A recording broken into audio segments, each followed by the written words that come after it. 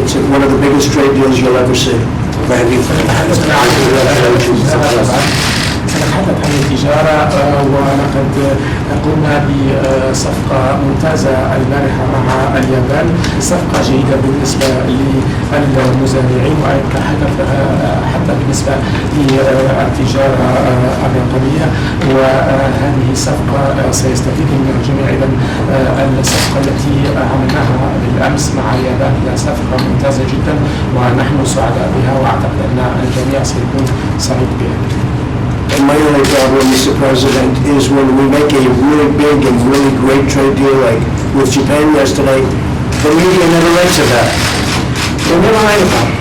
مشكلتي الوحيدة سيد الرئيس هو عندما نقوم بصفقة ممتازة وصفقة كبيرة من الصفقة التي عملناها مع اليابان الآن، فإن وسائل الإعلام لا تكتب أي شيء ولا تذكر أي شيء عن هذا.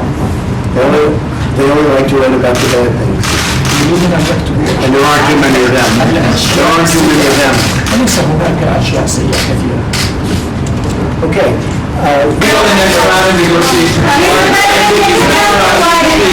Palestinian Authority has been taken out of the U.S. State Department website, and how is it? Brian, what was your question? Mr. President, I asked you, could you tell us a little bit more about the call you referred to? When will the next round of negotiations with Well, we've China had 2 start? calls, and very, very good calls, very productive calls.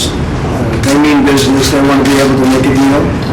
It's very important that, I think it's very important for them. Look, they've lost 3 million jobs, and a lot of things have happened, and it's why President Xi's a great leader. He understands, and it's going to be great for China. It's going to be great for the U.S. It's going to be great for the world. He understands that, and he's able to do things that other people aren't able to do. So we were called, and we're going to start very shortly to negotiate. We'll see what happens, but I think we're going to make a deal because they don't want to lose their chains. They have supply chains that are unbelievably intricate, and people are all leaving, and they're going to other countries, including the United States, by the way. We're going to get a lot of them too, a percentage, meaning I think we're going to get a higher percentage in a lot of. We had other good news yesterday, but I can't talk to you about that. And frankly, you people, you call that one totally wrong.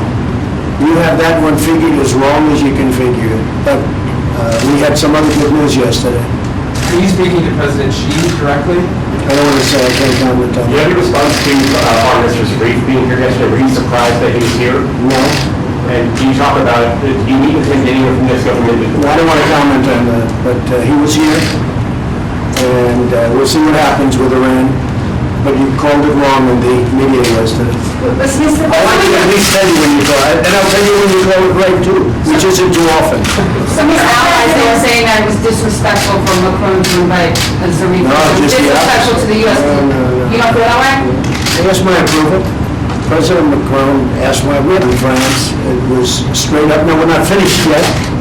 We have another sort of day left. We'll have a lot of meetings, including with the President of Egypt, which I'm looking forward to. And I'm meeting with Angela Merkel in a little while, and we're meeting with a few others, and we have some very important meetings planned, plus we have some sessions.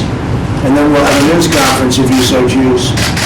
Mr. President, But on the Macron, no, that was, he spoke to me, he asked me, I said, if you want to do that, that's okay. I don't consider that disrespectful at all, especially when he asked me for approval. when did Mr. President, President al-Sisi is an important figure in the U.S. peace plan. Very important. Can you speak about that and whether taking Palestinian Authority out of the State Department's website to some country system? We did ask Mike Pompeo, Secretary of State, and he's working very, very hard in that situation and very competently. And if you look and see what's going on with the Palestinians and with Israel, we'd like to see if we can make a deal. It's very tough. It got complicated by the Israeli elections, but we're going to know who the Prime Minister is going to be fairly soon. It's happening along. That was a complicating factor. I think the Palestinians would like to make a deal.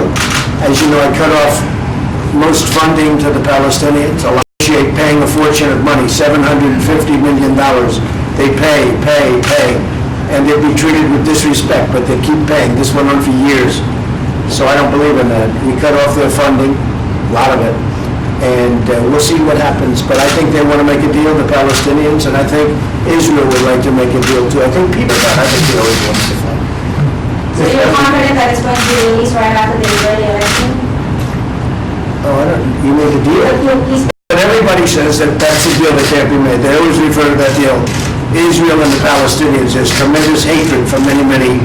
I'm telling you, you're going to invite. I don't want to comment on that. China's got a very difficult situation. They're